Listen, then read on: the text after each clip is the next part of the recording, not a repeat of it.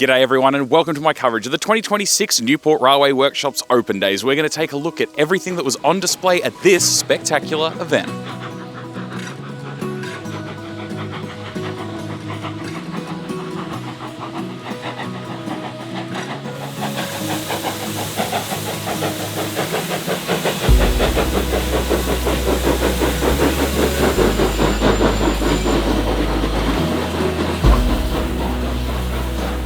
The 2026 Newport Workshops Open Days proved to be the biggest yet. Across 3 days, more than 13,000 people passed through the gates, drawn in by one of the largest gatherings of Victorian railway heritage in recent history. With 11 steam locomotives in operation, dozens more on display with 2 different sites to explore, this was an event on a scale rarely seen not just here in Australia but worldwide. So let's take a closer look. At the heart of the event, steam. Across the Newport Workshops and the Railway Museum, around 30 steam locomotives were on display representing more than a century of Victorian railway history. From Steamrail's own fleet, A2986, a powerful express locomotive, once the backbone of mainline passenger services. D3639, a versatile mixed traffic engine, equally at home on branch lines. K153, 183 and 190, iconic branch line locomotives still working hard today. R711 and R761, heavy express engines, with R711 freshly repainted for the occasion.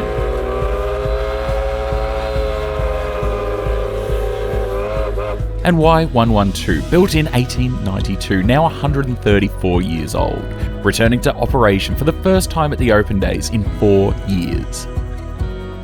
Visitors could climb aboard stationary locomotives, sound the whistle and meet the crews who keep these machines alive. There were also some standout guests. For the first time, Klondike from the Bellarine Railway made an appearance, a narrow-gauge locomotive requiring specially laid 3-foot 6-inch track just for the event, and was trucked in thanks to Eddie White.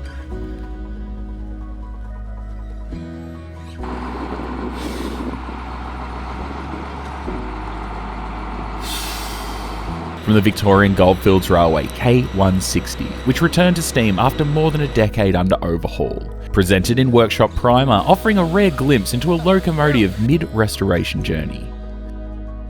R707, representing 707 operations, while class leader R700 could be seen inside the workshop. Daylesford Railway, with their unique passenger mail motor, RM74, still under restoration.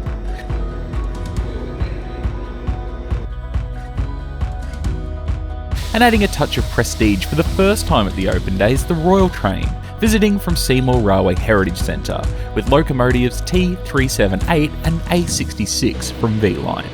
They brought with them some iconic cars such as Yarra and State Car 4, and it offered a look into the luxury of rail travel from its peak. This year also saw the installation of an extra track adjacent to the ladder track, which not only meant there was a variety of locomotives running on the demonstration goods train, but the ability to run some locomotives in parallel, adding that little bit of extra entertainment, something that's almost never seen.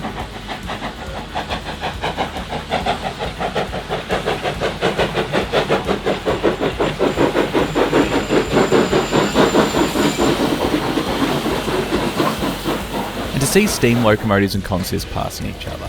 Between shunting duties, it was almost as close as how it would have been back in the day.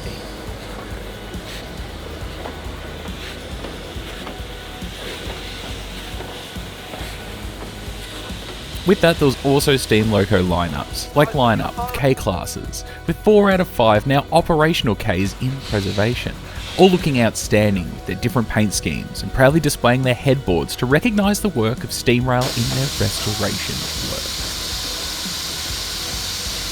But the event wasn't just about steam.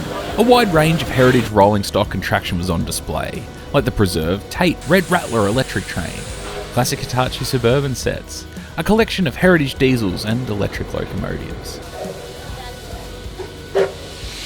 Overhead inspection vehicle IV102, which can rarely be seen this close to the public. Rail motors and road vehicles from Newport resident Dermpav, including RM58 and AEC bus number 560. The 707 operations team also had some of their diesel fleet on display, as well as their slow rail journey train there on the Monday, after a tour that had run for the first 2 days of the open days. As well as that, more than 100-year-old carriages were open to the public, allowing visitors to step back in time to see another era of rail travel. The Newport Workshops themselves, over 140 years old, was of course a major attraction. Guided tours gave the public a rare look inside these historical buildings, where Victoria's railway fleet was built and maintained. Inside and around the site, working demonstrations of Victoria's last operational steam locomotive weighbridge, the ongoing restoration work of the iconic clock tower, and open access to 707 operations in the Dermpav workshops. There were also displays highlighting the site's railway and wartime history, where a number of boats, planes and tanks were built at the workshops during the war effort.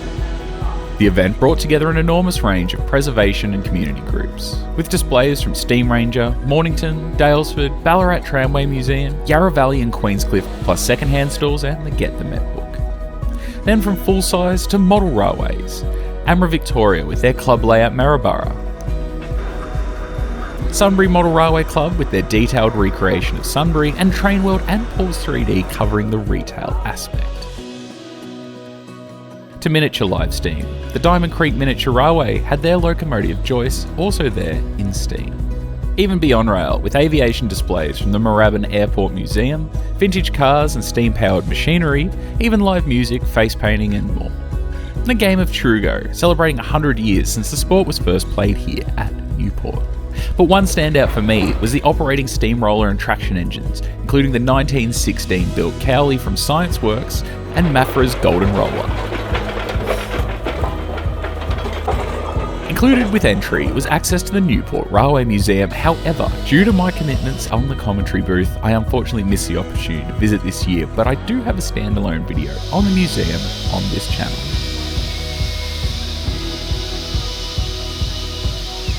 Now, events like this don't happen without enormous effort.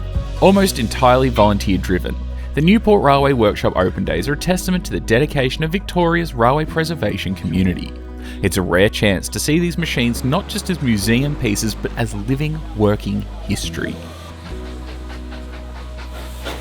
And with so many groups coming together, it highlights just how strong railway preservation is here in Victoria.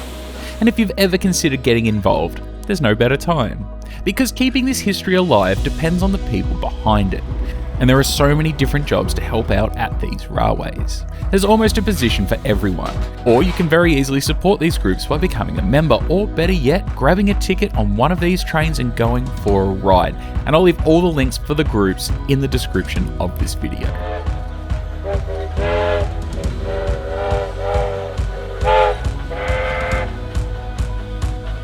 The Newport Railway Workshops Open Days won't return until 2028, with the next event scheduled for March 11th to 13th, so put the date aside, as this is always a great event to book a trip around.